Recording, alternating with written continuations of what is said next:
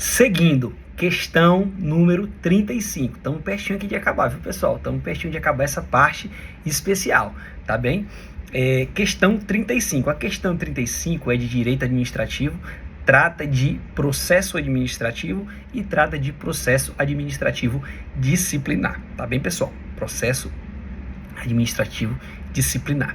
O que é importante a gente saber dessa temática? A gente sabe, a gente já viu aqui nos blocos anteriores, que a responsabilidade do servidor, ela, via de regra, ela pode acontecer tanto no âmbito administrativo, como no âmbito civil, como no âmbito criminal. Tá bem, pessoal? Eu acho que a gente não falou especificamente da responsabilidade do servidor, mas a gente já falou de responsabilidade da pessoa jurídica e já falamos também da responsabilidade do particular que pratica, por exemplo, embriaguez ao volante, em que sua conduta pode repercutir em diferentes esferas de responsabilidade, ok?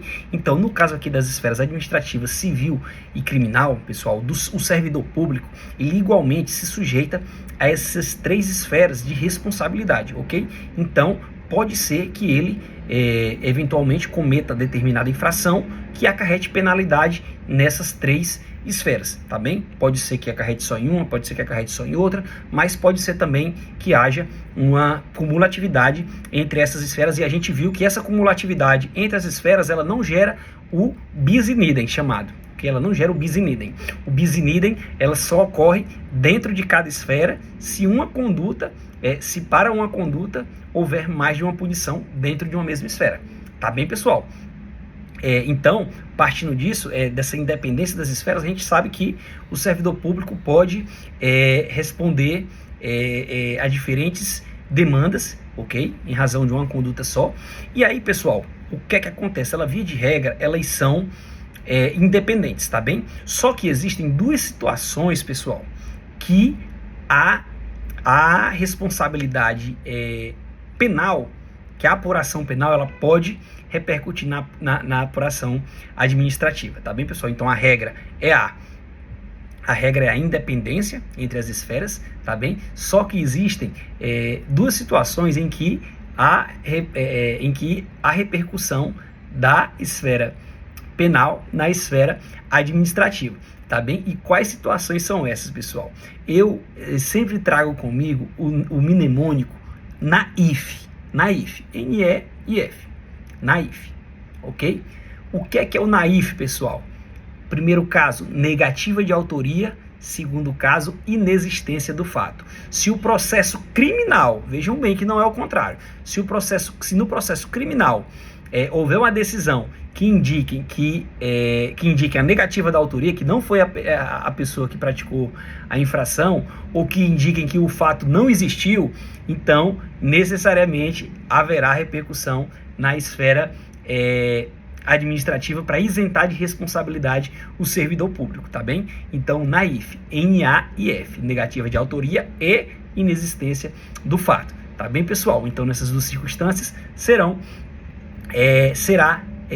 haverá essa repercussão no âmbito da esfera administrativa de responsabilidade, tá ok? Então, vejam bem, a gente já tratou aqui das espécies de responsabilização, falamos tanto de pessoa jurídica, falamos tanto de particular, e agora estamos falando de servidores públicos, ok? Em qualquer dessas situações que eu citei, é possível a acumulação de responsabilidades, tá bem? Elas são independentes entre si como regra, e aí você está sabendo aqui agora que nesses casos que pode haver repercussão do processo criminal no processo administrativo, tá bem, pessoal? Então, vamos lá. Questão 35. Um servidor público estável é submetido a um processo administrativo disciplinar, PAD, por suposta prática de corrupção. Ao final do processo, a comissão processante opina pela demissão do servidor. A autoridade competente, no entanto, discorda da sugestão e aplica uma suspensão de 90 dias. Então, pessoal, vejam bem, na esfera administrativa, por uma suposta prática de corrupção, o servidor levou uma pena, de 90 dias, tá bem? De suspensão, tá bom? foi aplicada a ele essa pena. Então, pessoal, veja bem que na esfera administrativa houve responsabilização e aplicação de uma pena de suspensão de 90 dias, tá bom? A comissão processante, ela sugeriu uma demissão, mas foi aplicada essa outra pena. Então, o resultado do processo administrativo foi a suspensão de 90 dias. Anos depois, o mesmo servidor é absolvido na esfera criminal pelo mesmo fato, por negativa de autoria, em sentença transitada em julgado. Qual a consequência da absolvição criminal na esfera administrativa? Naif, pessoal, lembrem de naif, negativa de autoria e inexistência do fato, tá bem? Naif, negativa de autoria, é uma das hipóteses. Então, se houver essa hipótese no processo criminal, ela vai repercutir no processo administrativo, e essa pena do processo administrativo, se ela já tiver sido aplicada, como é o caso, vai ser anulada, tá bem? Se o processo administrativo estiver em trâmite, ele vai ser absolvido no processo administrativo. Só que se já tiver uma pena aplicada, esse processo administrativo vai ser revisado e essa pena vai ser anulada, tá bem? Ele não vai sofrer consequências no âmbito administrativo, da mesma forma que não vai no penal, tá bem? Pessoal, uma observação, uma parêntese aqui muito importante é o seguinte: a banca, ela vai tentar lhe confundir de diversas formas. Vejam bem, quais são os únicos casos? Negativa de autoria e inexistência do fato. A banca vai te falar que ele foi absolvido no processo penal por falta de provas e vai perguntar qual a repercussão disso no processo administrativo. Pessoal, essa absolvição por falta de prova, ela não vai gerar necessariamente, a absolvição por falta de provas no processo criminal, ela não vai repercutir necessariamente no processo administrativo, tá bem? Porque falta de provas não é negativa de autoria e também não é inexistência do fato, tá bem? É falta de provas. Tá bom? Se ele foi absolvido por uma excludente de ilicitude, ou por um excludente de culpabilidade, ou por um vício no processo penal, vai haver essa repercussão na esfera administrativa? Não vai haver necessariamente essa repercussão, porque excludente de ilicitude, excludente de culpabilidade, nulidade do processo penal, não é negativa de autoria e não é inexistência do fato, tá bem? Então é só se for negativa de autoria e inexistência do fato, tá bem, pessoal? Então, nesse caso da questão do enunciado, vai haver a repercussão sim, tá bom? Vai haver sim a repercussão. Por quê? Porque a questão fala expressamente em negativa de autoria, tá bom? Vamos lá, pessoal, vamos seguir adiante. A letra A diz o quê?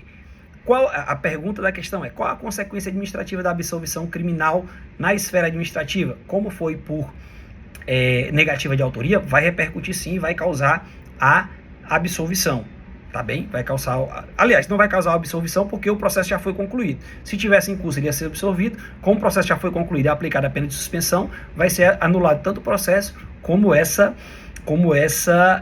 suspensão. Tá bem, pessoal? Então é como se essa decisão administrativa não tivesse existido, tá bom? Ela deve ser tratada como inválida, como se nunca tivesse existido, e o servidor deve ser restituído ao seu status quo ante, a sua situação anterior a essa punição da suspensão de 90 dias, tá bem? Status quo status quo ante é o status anterior, situação anterior, entendeu? Então, entenderam? Então, essa repercussão na esfera administrativa vai gerar isso, tá bom? Vai gerar isso e essa repercussão no processo criminal, tá bem? Então, letra A, nenhuma repercussão, falso, pois as instâncias são independentes e a punição administrativa já foi aplicada e cumprida, não podendo ser revista. Tá errado, pessoal, tá errado. Letra B, a punição de suspensão deve ser anulada, ok, porque o processo criminal repercute no administrativo e o administrativo já foi concluído, tá bem? Então, a criminal interfere no administrativo, sim, ok? Interfere sim no administrativo e, no caso, vai causar anulação, tá bom? Então, letra B. A punição de suspensão deve ser anulada, ok? E o servidor terá direito à contagem do período como tempo de serviço e à devolução dos vencimentos não recebidos. Também tá certo, pessoal. Ele deve ser restituído ao status quo antes, ok? Ao status quo ante, tá bem? Então, nesse caso aí dessa anulação, o servidor não pode ficar no prejuízo, digamos assim, ok? Já que ele não deveria ter sido condenado, tá bom? Então, deve ser restituído a ele os benefícios a que teria direito caso não tivesse sido aplicada essa punição administrativa a ele. Então, letra B já é a resposta, tá bom? Letra C, a absolvição criminal só vincularia à esfera administrativa se fosse por inexistência do fato, não por negativa de autoria, mantendo-se a punição. Errado, pessoal, são dois casos, negativa de autoria e inexistência do fato na IF, ok? D, o servidor deverá ingressar com uma nova ação na justiça para que a decisão criminal seja convertida em uma decisão administrativa, anulando a pena. Não vai ser necessário, pessoal, esse novo processo para que haja essa conversão, tá bem? Porque os efeitos no processo criminal, de pronto, já interferem no processo administrativo. Então, por simples petição à administração pública, enviando cópia dessa decisão, já seria possível reverter os efeitos da decisão que aplicou a sanção administrativa, tá bem? Vamos lá. Letra E, a administração deverá reabrir o PAD para adequar a punição, podendo, no máximo, converter a suspensão em uma advertência, mas não anulá-la completamente. Pode sim, pessoal. Nesses casos do NAIF, vai haver a absolvição na esfera criminal, a absolvição ou não punição na esfera administrativa, tá bem? Vai haver essa repercussão que vai beneficiar o servidor público na esfera criminal, tá bem, pessoal? Então, diante desse todo esse contexto apresentado das responsabilidades administrativas, falamos aqui de processo administrativo disciplinar, responsabilidade do servidor público, tá ok? Então, diante disso, 35, letra B é a resposta e vamos adiante para a gente seguir aqui até o final da prova, tá bem, pessoal? Então, questão 36. A questão 36, pessoal, trata de dispositivos, de temas de processo penal, especialmente no tocante à prisão em flagrante realizada por guarda municipal, tá bem? Pela guarda municipal. O que acontece? No primeiro encontro, a gente tratou de uma questão que a gente até passou por ela aqui, mas a gente tratou que é aquela que dizia respeito à possibilidade de os guardas municipais realizarem a prisão em flagrante. Já teve uma questão, vou voltar aqui só para a gente deixar mais claro, neurose de clareza, como diz o professor Pablo Stolze. Vamos lá, procurando aqui. Lá na questão 26, na nossa primeira parte da revisão, nós tratamos do tema prisão em flagrante, ok? E vamos revisar aqui. Antes de resolver a questão de ir para ela propriamente dita, vamos introduzir aqui o tema e revisar o que foi tratado lá na questão 26. A gente já falou aqui, por mais de uma vez, que sempre que eu abordo as atribuições da Guarda Municipal, eu gosto de deixar claro duas situações, três na verdade. Uma, qual é a primeira? A possibilidade da Guarda Municipal fiscalizar trânsito, tá bem? Se houver autorização no município, a Guarda Municipal pode fiscalizar trânsito, tá bom? A Guarda Municipal, ela deve realizar a prisão em flagrante, caso o Guarda Municipal se depare no exercício da função em uma situação de flagrante delito, ele deve executar a prisão em flagrante, tá bem? A Guarda Municipal, ela tem o âmbito de atuação dela, defesa de bens, interesses e serviços do município. Se na execução da sua função constitucional houver o conhecimento da prática de infração penal, a Guarda Municipal deve prender em flagrante, tá bem, pessoal? E terceiro ponto, pessoal, é que existe a construção jurisprudencial de que a Guarda Municipal, independentemente do tamanho do município, ela os guardas municipais e os servidores podem portar arma de fogo independentemente do tamanho do município, tá bom? Então, se a questão for baseada em decisão judicial, em jurisprudência, possibilidade, independente da quantidade da população do município, e se for baseado na lei, no Estatuto de Desarmamento, existem lá existem lá intervalos de população em que a Guarda Municipal poderá utilizar arma ou não, poderá usar arma em serviço ou fora dele, tá bem? Então, baseado na questão, no enunciado da questão, você vai direcionar a sua resposta, tá bem?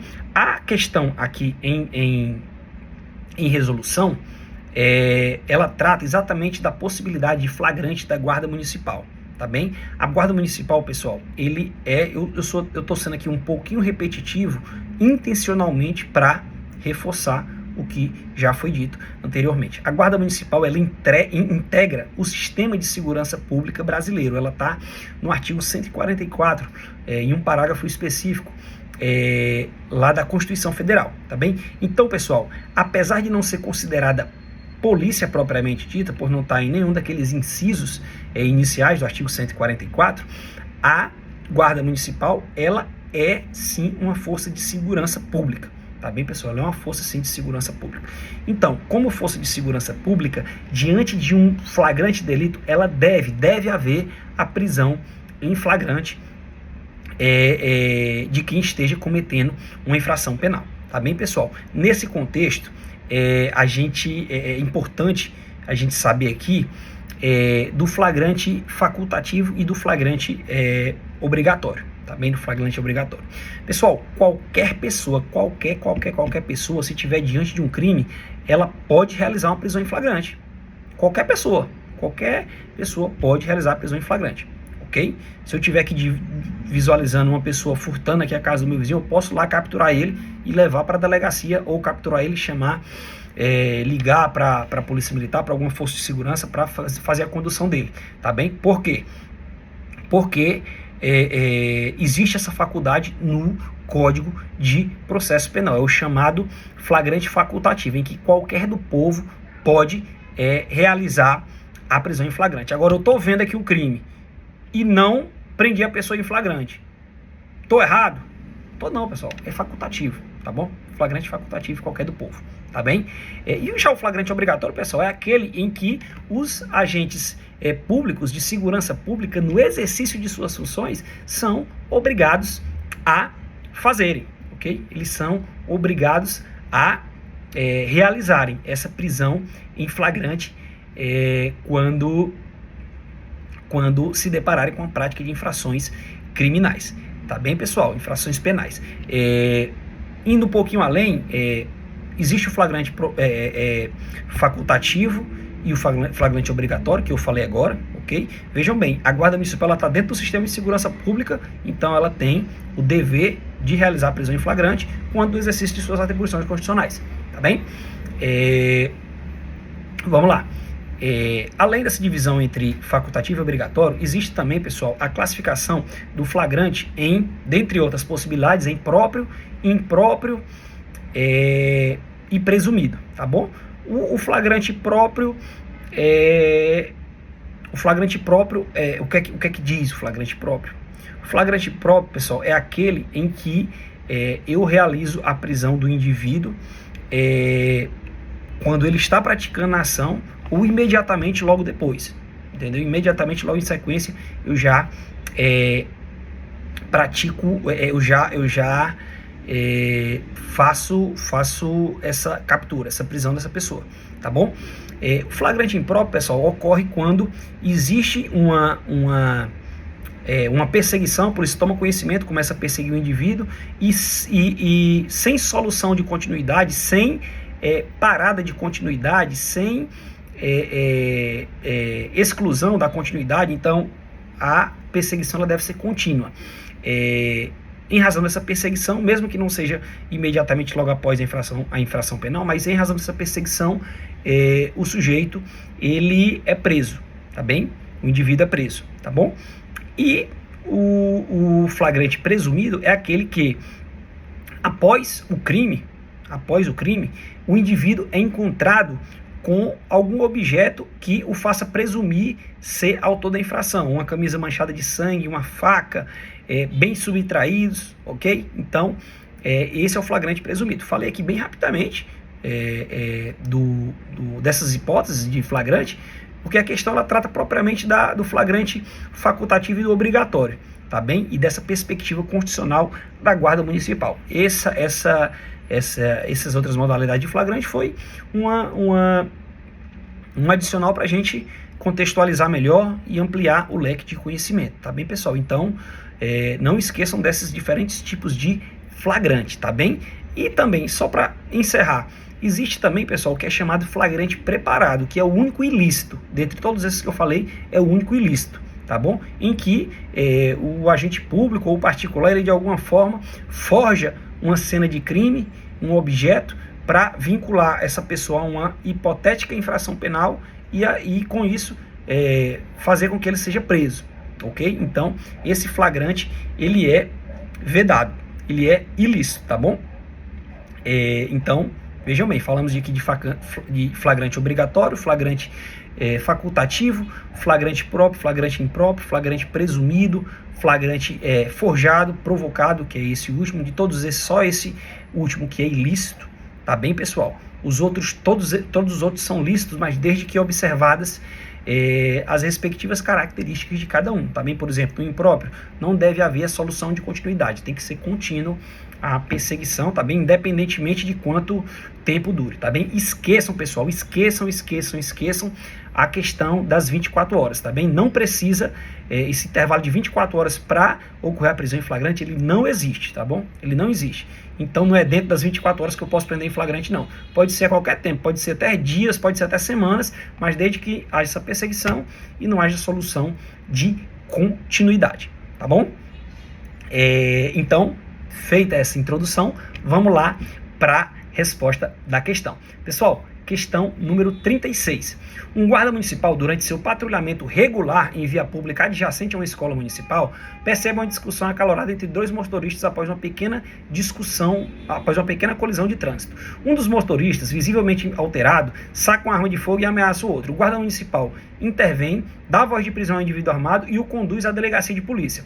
A defesa do indivíduo preso alega a nulidade da prisão, argumentando que a atuação da guarda municipal extrapolou a sua competência, que seria restrita à proteção de bens, serviços e instalação do município. Vejam bem, considerando o Estatuto Geral das Guardas Municipais e o entendimento do Supremo Tribunal Federal, qual a análise correta sobre a legalidade da ação do guarda municipal? Pessoal, vejam bem, a guarda municipal estava no seu exercício constitucional de atribuições, fazendo ali um patrulhamento em uma escola municipal, na adjacência de uma escola municipal. Também ela estava exercendo regular. E durante esse exercício regular, ela visualizou essa situação de flagrante, ok? Então, pode sim, pessoal, a guarda municipal deve, na verdade, efetuar essa prisão em flagrante, tá bom? Situação diferente, pessoal, é se a guarda municipal, por exemplo, estivesse realizando um patrulhamento ostensivo que não tivesse vinculação com sua proteção, com sua atribuição constitucional, tivesse realizando o patrulhamento de locais em que não há órgãos municipais, não há interesse municipal. Aí ela estaria invadindo a competência da Polícia Militar e aí sim poderia ser alegada a nulidade da prisão. Tá bem, pessoal?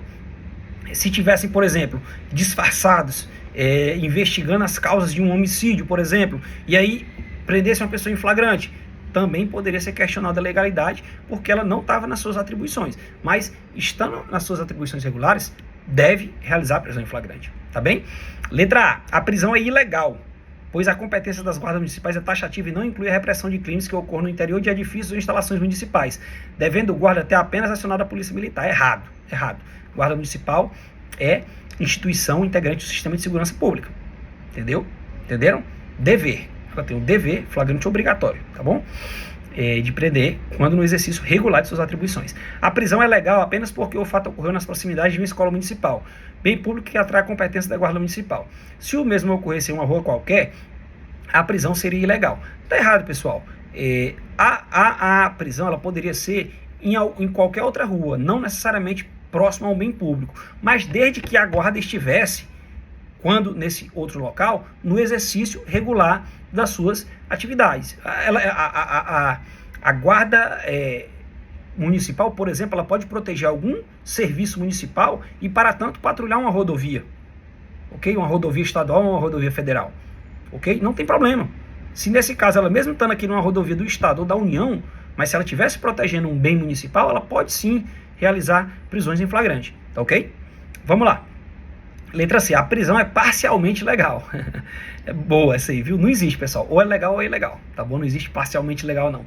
O guarda poderia ter desarmado o indivíduo em legítima defesa de terceiro, mas não poderia ter dado voz de prisão. Ato privativo das polícias civil e militar. Errado, pessoal. Qualquer força de segurança integrante do sistema de segurança deve efetuar a prisão em flagrante, tá bem?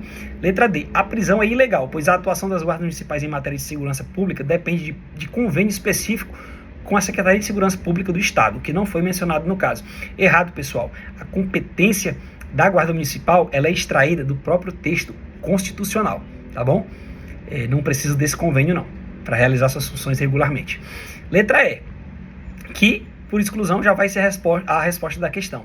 A prisão é legal, pois embora a função primordial da guarda seja a proteção do patrimônio municipal, a situação de flagrante delito de um crime grave, porte legal de arma e ameaça, autoriza qualquer do povo, e com mais razão um agente de segurança pública, a efetuar a prisão, conforme o Código de Processo Penal. Então aqui ele falou tanto do flagrante facultativo, que pode ser feito por qualquer do povo, como do flagrante obrigatório, que é aquele feito por agente de segurança pública, que no caso é a guarda municipal. Tá bem, pessoal? Então, ele resumiu bem as hipóteses de flagrante facultativo e obrigatório previstos no Código de Processo Penal. Tá bem, pessoal? Então, resposta da questão 36, letra E. Tá bem? Vamos lá, pessoal. Vamos adiante. A questão 37, pessoal, a questão 37, ela também foi tratada na parte 1 da nossa revisão, no nosso primeiro bloco, que foi aquele realizado ao vivo que eu já falei para vocês, tá bom?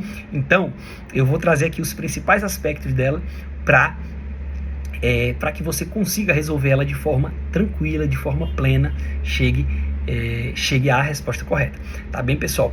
Ela também guarda relação com a outra questão, ok? Eu falei que a questão 36 guardava relação com a questão 26. Já a questão 37, pessoal, coincidentemente, guarda relação com a questão 27, que a gente já tratou aqui. A questão 37 trata de legislação de trânsito, a gente já resolveu aqui uma questão de legislação de trânsito. E o que é que ela traz, pessoal? A gente já falou aqui das diferentes hipóteses de responsabilização, tá bem? Administrativa, civil, criminal. Falamos que é possível acumular essas responsabilidades, digamos assim. E, pessoal, nós demos o exemplo da embriaguez ao volante, em que a pessoa que é pega embriagada, ela vai sofrer ali a penalidade administrativa, levar a multa, ela vai ser presa em flagrante, responsabilidade criminal, e poderá também responder civilmente caso tenha gerado algum dano indenizável, tá bom? Vamos lá, a gente tratou dessa questão e exemplificamos com a embriaguez ao volante.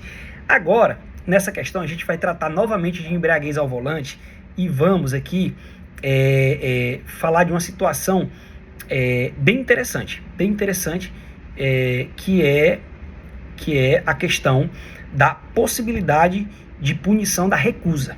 Tá bom, pessoal? Possibilidade de punição da recusa. Pessoal, existem algumas garantias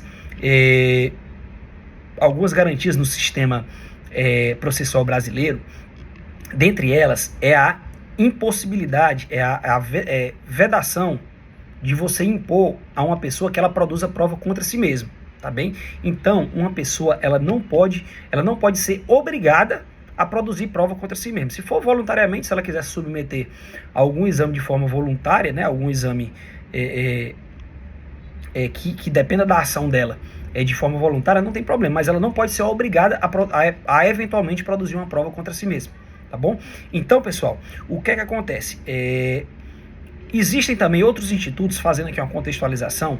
Por exemplo, o preso. A pessoa está lá cumprindo pena privativa de liberdade, regime fechado, e aí a Constituição diz que não é obrigado,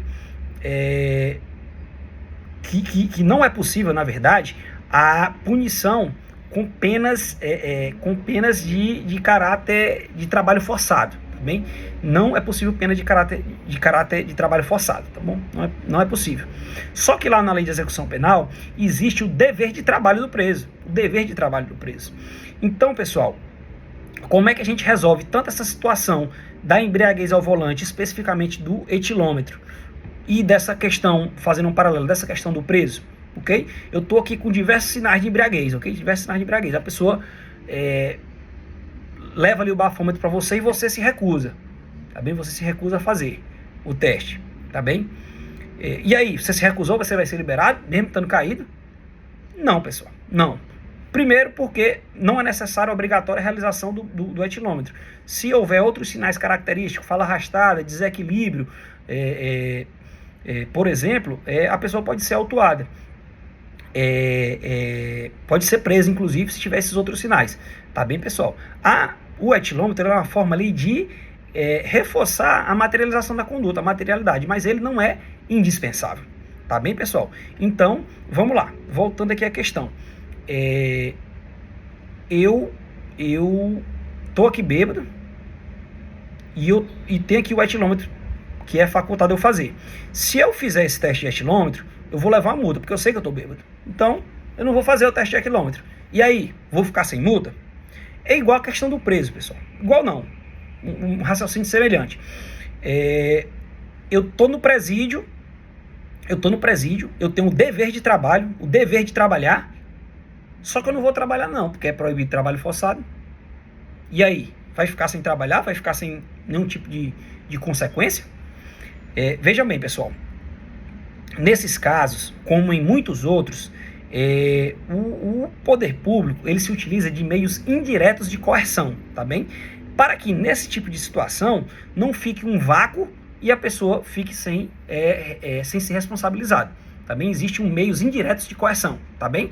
Então, eu tô lá no sistema penitenciário, ok? Tô no sistema penitenciário, tenho que trabalhar, não sou obrigado a ser forçado a trabalhar. Um agente público ele não pode pegar e me acorrentar e me botar para ficar trabalhando ali em determinado lugar, não pode, entendeu? Isso até aí tudo bem. Só que aí o que é que acontece? Se eu tiver em um presídio, eu tenho o dever de trabalhar e eu não trabalhar, beleza que eu não posso ser obrigado, eu não posso ser arrastado para o lugar de trabalho e ser obrigado, forçado.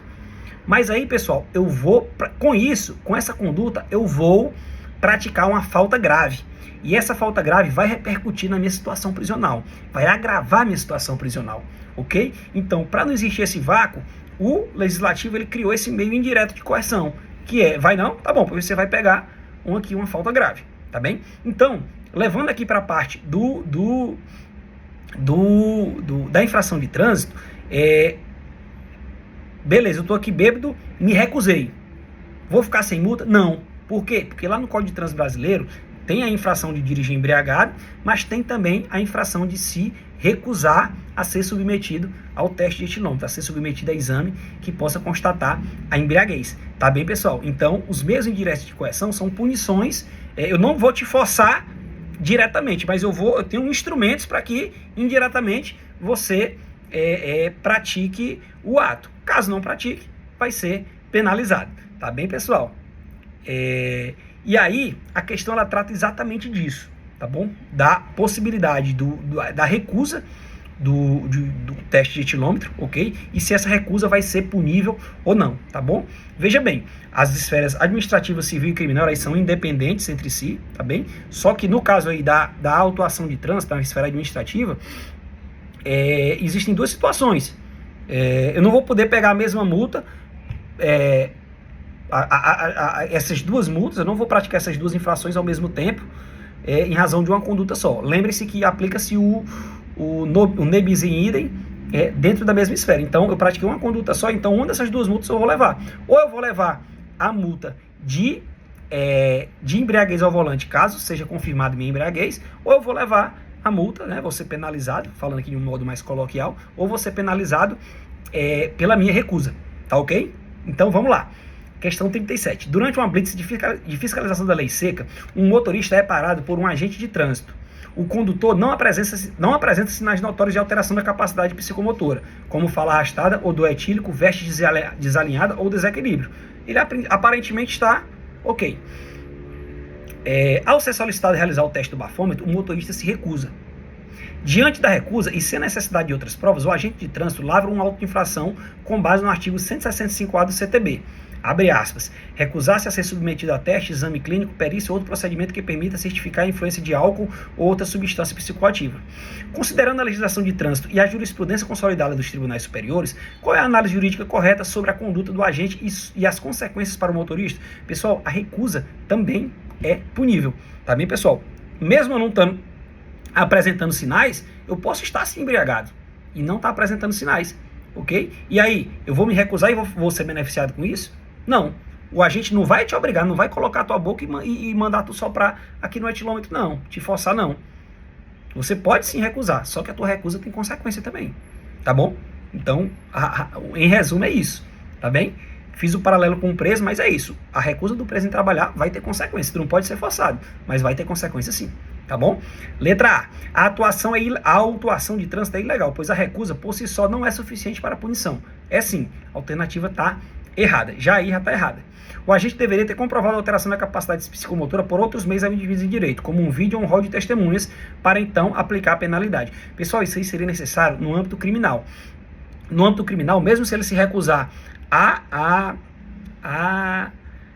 realizar o teste de etilômetro, deve ver algum outro elemento que indique a prática, que indique o estado de embriaguez e a consequente prática do delito de embriaguez ao volante. Tá bom? Diferentemente, a autuação administrativa ela já possui uma infração específica. Tá bem? São dois tipos de infração diferentes. A infração da embriaguez ao volante e a infração da recusa. Então, a recusa por si só já gera a possibilidade e o dever de autuação pela recusa em submeter-se a exame de constatação de embriaguez, tá bom? Letra B. A autuação é inconstitucional, pois viola o princípio de que ninguém é obrigado a produzir prova contra si mesmo, nem mantenetur sed tegere. Portanto, o motorista não pode sofrer qualquer sanção administrativa por um direito fundamental. Errado, pessoal. Ele não foi obrigado a produzir prova contra si mesmo. Ele só simplesmente se recusou. Ele pode se recusar. Com isso, ele não vai estar produzindo prova contra si mesmo. Só que existem meios indiretos de coerção, como o caso, a autuação administrativa pela recusa, tá bem? Letra C. A recusa do motorista gera uma presunção absoluta de embriaguez, o que justifica não apenas a autuação administrativa, mas também a imediata condução do motorista à delegação para responder pelo crime de trânsito, previsto no artigo 306 do CTB. Errado, pessoal. Por que já gera essa responsabilidade administrativa? Porque existe o tipo penal de se recusar, tá bem? De se recusar. Só que não existe o tipo penal de recusa, o crime de recusa, tá bem? Existe o crime de embriaguez. A embriaguez ela pode ser constatada por etilômetro ou por qualquer outro meio, vídeo, testemunhas, ok? Pode ser, tá bom? Então, se eu não tiver o etilômetro ou o exame clínico, essas outras circunstâncias podem se autorizar a prisão em flagrante. O que eu não posso é prender. Prender é diferente de multar. Prender é diferente de multar. A prisão simplesmente pela recusa, ok? Pela inexistência de previsão de crime nesse sentido. Mas infração administrativa existe sim, tá bom?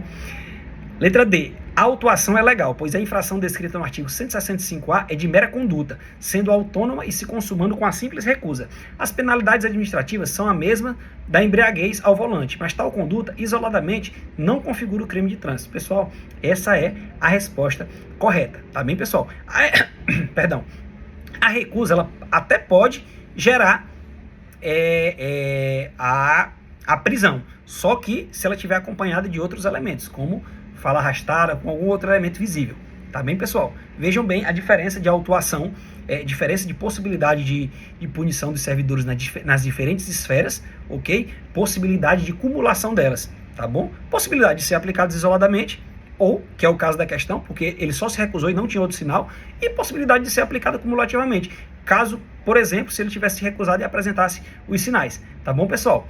Então, letra D é a resposta da questão, tá bem? Letra E, a autuação é nula, pois para que a recusa seja passível de punição, o agente de trânsito é obrigado a preencher o termo de constatações de sinais de alteração da capacidade psicomotora, descrevendo os sinais que o levaram a suspeitar do condutor, o que não ocorreu do caso. Errado, pessoal, no âmbito administrativo não precisa haver essa constatação de sinais, porque a simples recusa já é tipificada como infração administrativa.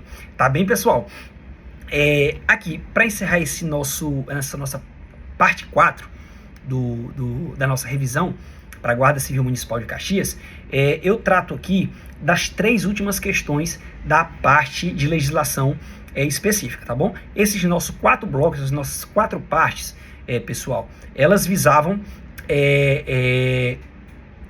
tratar da parte específica, dos conhecimentos específicos da prova de Croatá no Ceará, Guarda Civil Municipal, Banca Legatus, a mesma de Caxias, tá bem? Então, essas últimas 3 questões, pessoal, elas dizem respeito a conhecimentos municipais. Então, pessoal, não é interessante a gente resolver essas questões, porque a não ser que você vai fazer outro concurso no mesmo município de Croatá, no Ceará, não vai servir para nossa prova, tá bem? Só vai servir para concursos que eventualmente sejam feitos lá no município de Croatá, tá bem, pessoal? Então, o que acontece?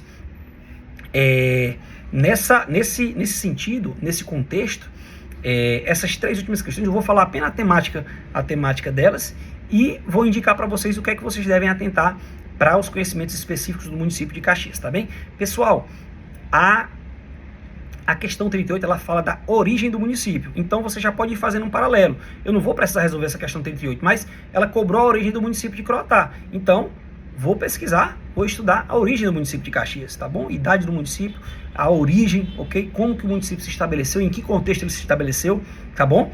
A letra B, a letra B não, pessoal, a questão 39, eu falei da 38, né? A 39, pessoal, ela trata de um marco histórico, de um acontecimento histórico que foi uma seca, tá bom? Que foi uma seca, foi um acontecimento climático que gerou repercussão social, tá bem? O que é que isso deve alertar a gente? A gente tem que buscar, pessoal, acontecimentos históricos do município de Caxias, pessoal. E eu já falei e vou falar novamente. Estudem, pessoal, a balaiada que foi uma importante revolução que aconteceu no estado do Maranhão e que teve grande repercussão no município de Caxias, ok? Não deixem de estudar a balaiada, tá bem, pessoal? E a questão 40, ela trata aqui de uma perspectiva demográfica, de um estudo demográfico. Então, se atentem, pessoal, veja qual é a população de Caxias, veja como é que aconteceu essa evolução, se essa população cresceu recentemente, por quais motivos essa população cresceu, tá bem? Qual é a posição da população de Caxias dentro do estado do Maranhão, dentro de um ranking das cidades mais populosas, tá bem? Vejam se ela é mais populosa de que as populações das cidades ao redor, por exemplo, da região de Caxias, da região dos Cocais. Vejam também a região dos Cocais, vejam também ali algumas características da região dos Cocais, da qual o município de Caxias faz parte, tá bem? Então, atentem a isso, a esse aspecto demográfico, a esse aspecto territorial, a esse aspecto regional, da importância do município de Caxias dentro desse contexto regional, tá bem, pessoal? Com isso, a gente encerra a nossa parte de conhecimentos específicos, tá bem, pessoal? A gente tratou aqui detalhadamente ao longo dessas quatro partes, a gente tratou detalhadamente das questões cobradas, tá bem, pessoal? Então, a gente fica por aqui. Nossa revisão ela vai continuar nos próximos blocos, vão ser gravados os próximos blocos, mas agora da parte geral, tá bem? Que é para a gente fazer um apanhado geral dessa última prova de guarda municipal da Legatus, aplicada no município de Croatá, no Ceará, para que, a partir desse nosso estudo, desse estudo prático, a gente consiga ampliar nossos conhecimentos e, consequentemente, estar mais bem preparado para essa prova, tá bem? E não apenas para a prova de guarda municipal de Caxias. Essa revisão aqui, ela serve para qualquer outro concurso que cobre todas essas disciplinas que a gente tratou no decorrer desses encontros, dessas partes dessa revisão, tá bem? Então, um grande abraço a todos, ok? Não esqueçam de curtir, compartilhar, se inscrever no canal, tá bem? Eu falei anteriormente, se cadastrar no canal, não é se cadastrar, é se inscrever no canal. Estava tentando achar aqui a palavra. Comentem também, pessoal, que é importante, e vamos para cima, vamos seguir em frente, tá bom? Que vai dar, já deu tudo certo, na verdade, já deu tudo certo. Consagrem todos os seus planos ao Senhor e vocês serão bem recompensados no tempo dele, não é no tempo de você não, tá bom? Faça a sua parte, que se você fazer a sua parte, vai chegar, você vai conseguir o seu resultado, tá bem, pessoal? Então, um grande abraço. Se quiser participar do nosso grupo no WhatsApp com reuniões quinzenais, 869-9513-0101, mande mensagem que eu lhe adiciono no grupo, e aí a gente vai em grupo ampliando esses conhecimentos, tá bem? Grande abraço, fiquem com Deus.